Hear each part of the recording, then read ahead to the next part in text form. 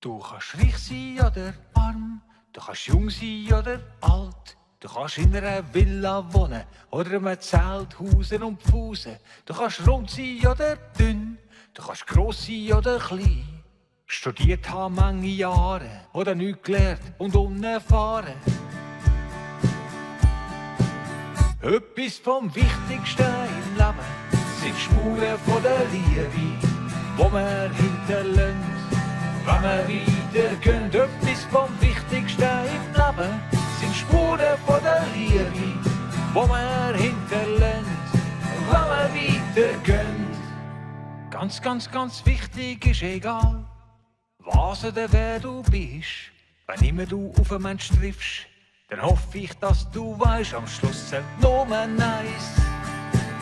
Etwas vom Wichtigsten im Leben sind Spuren von der Liebe, die wir hinterlassen, wenn wir weitergehen. Etwas vom Wichtigsten im Leben sind Spuren von der Liebe, die wir hinterlassen, wenn wir weitergehen. Immer schön und wertvoll ist, wenn du einen Mensch glücklicher hinterlässt, als er angetroffen ist.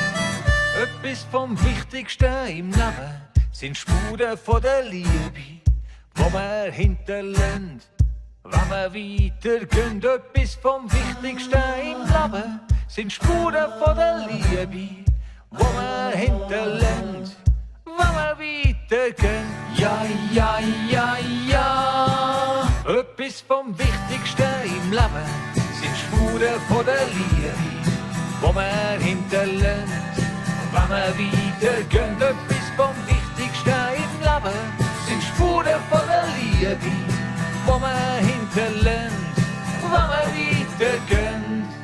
Wenn wir weitergehen.